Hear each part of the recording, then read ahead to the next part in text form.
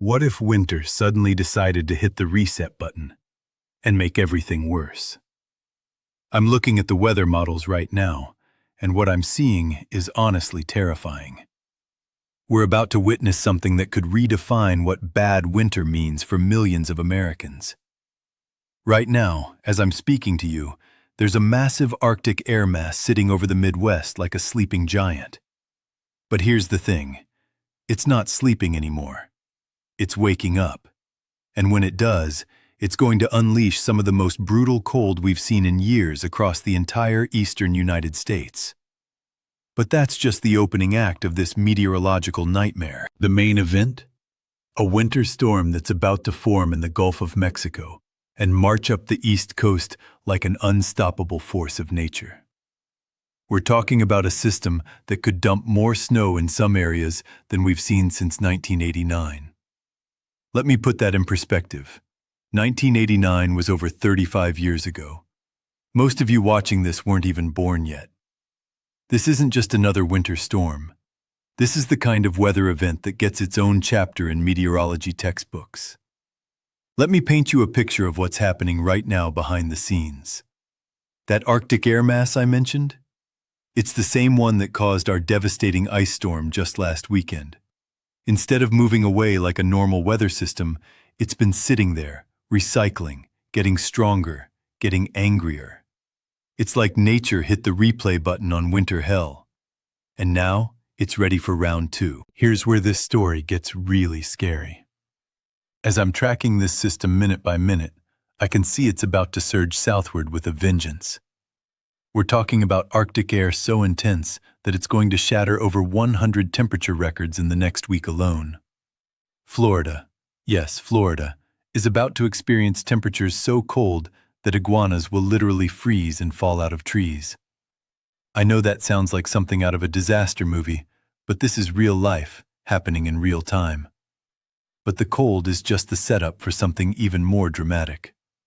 While this Arctic blast is pushing south, moisture is streaming up from the Gulf of Mexico. When these two forces collide, and they're going to collide hard, they're going to create what meteorologists call a bomb cyclone. Now I know that term gets thrown around a lot these days, but this time it's the real deal. We're talking about a storm system that's going to intensify so rapidly that its pressure will drop to levels comparable to a Category 1 hurricane. Except, instead of bringing storm surge and flooding, it's bringing snow. Lots and lots of snow. The timeline of this disaster is already locked in. Tonight, as most of you are sleeping, light snow will start falling across Kentucky and West Virginia. That's just the appetizer. By Saturday morning, the real show begins. Picture this scenario. You wake up Saturday morning in Charlotte or Raleigh, and there's already snow on the ground. Not just a dusting, but real accumulating snow. By noon, it's coming down at 2-3 inches per hour. The wind is howling at 40 miles per hour. Visibility drops to near zero. Roads become impassable. Power lines start snapping under the weight of ice and the force of hurricane-strength winds. This is what Saturday is going to look like for millions of people across the Carolinas.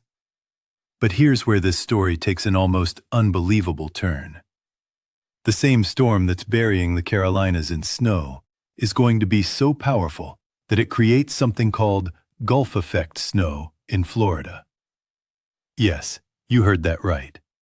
Tampa and Orlando could see actual accumulating snow for the first time since 1977. Let me repeat that because it sounds so crazy. Tampa, Florida, the city known for beaches and palm trees, might get snow this weekend. When was the last time that happened? Jimmy Carter was president. Star Wars had just come out in theaters. Most of your parents were probably in high school. The iPhone wouldn't be invented for another 30 years. People were still using rotary phones and watching TV shows on 3 channels. The meteorological mechanics behind this are fascinating and terrifying at the same time. The Arctic air is going to be so cold that when it screams across the relatively warm Gulf waters, it's going to create the same lake effect snow phenomenon that dumps feet of snow on Buffalo every winter. Except this time, it's happening in the land of Disney World and retirement communities. Think about that for a moment. Retirees who moved to Florida to escape harsh winters are about to see snow falling outside their windows. Kids who have never seen snow in their lives are about to experience their first winter wonderland. Theme parks that never close might actually have to shut down because of snow accumulation. Now, let me walk you through what the computer models are showing me for snow totals, because the numbers are staggering. The National Weather Service is being conservative, they always are, showing 5 to 10 inches across most of North Carolina and South Carolina. But the high-resolution models? They're painting a much more extreme picture. Some models are showing 12 to 18 inches across central and eastern North Carolina. In some spots near Cape Hatteras, we could be looking at close to 15 inches of snow combined with 80 miles per hour wind gusts. That's not just a winter storm. That's a full-blown blizzard with conditions that will make travel not just difficult, but literally impossible. Here's what makes this particularly dangerous.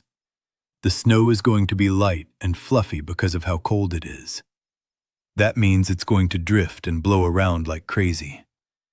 Roads that might look passable could have 3-foot snowdrifts around the next curve. Visibility could drop to less than a quarter mile in seconds. I've seen veteran storm chasers with decades of experience refuse to go out in conditions like this. When professionals who live for extreme weather say it's too dangerous, you know you're dealing with something extraordinary. But the snow totals are just part of the story. The wind is what's going to make this storm truly dangerous. We're talking about sustained winds of 40 to 50 miles per hour inland, with gusts up to 80 miles per hour along the coast. For context, that's stronger than many tropical storms that make national headlines. Imagine trying to drive in a blizzard with tropical storm force winds. That's what Saturday is going to feel like across much of the southeast. And here's the kicker that makes this story even more tragic. Over 100,000 people are still without power from last weekend's ice storm. Nashville hasn't been above freezing in days. There's still ice covering everything from power lines to trees to roads. And now, we're about to hit them with another Arctic blast that could be even more intense than the first one. It's like Mother Nature looked at the devastation from last weekend and said, "Hold my beer, watch this." The human cost of this weather pattern is already devastating. The death toll from our previous winter storm has exceeded 100 people. 100 families who lost someone they loved because of extreme weather. And now, we're about to put millions more people in similar danger. This is why I do what I do. This isn't about getting clicks or views or going viral. This is about trying to save lives by making sure people understand just how serious this situation is. When I see numbers like this on the weather models, when I see a pattern this dangerous developing, I lose sleep. I worry about every person in the path of these storms. The cold that's coming behind this storm is going to be unlike anything the Southeast has experienced in recent memory. We're talking about single-digit temperatures in Atlanta, below freezing in Miami, and wind chills that could make it feel like minus 10 degrees Fahrenheit in places that usually consider 40 degrees cold. This cold isn't just uncomfortable. It's life-threatening. Pipes will freeze and burst, causing thousands of dollars in damage to homes that aren't built for this kind of weather. Cars won't start because batteries die in extreme cold. Heating systems will fail under the strain. People without adequate shelter or heating could literally freeze to death. Emergency shelters across the Southeast are already preparing for what could be the largest influx of people seeking warmth that they've ever seen. Hospitals are stocking up on supplies to treat frostbite and hypothermia cases. Utility companies are bringing in crews from across the country to deal with the inevitable power outages. And the worst part? This isn't a one-and-done situation. The weather pattern that's causing all this chaos is locked in place like a broken record player.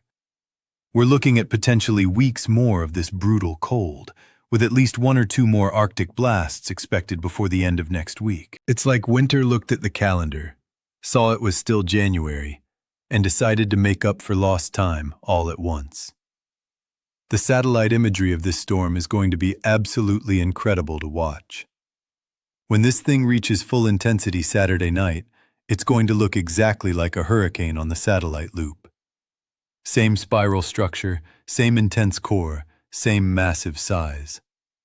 The only difference is that instead of bringing storm surge, it's bringing snowdrifts. Storm chasers are already heading toward the Carolinas to document this event, and honestly, I'm worried about their safety. This isn't the kind of storm you want to be outside in. Visibility near zero, hurricane force winds, temperatures below zero with the wind chill. It's a recipe for disaster. The economic impact of this storm is going to be staggering. Airlines are already canceling thousands of flights. Schools are closing for days in advance. Businesses are shutting down. The supply chain disruptions alone could affect grocery stores and gas stations for weeks.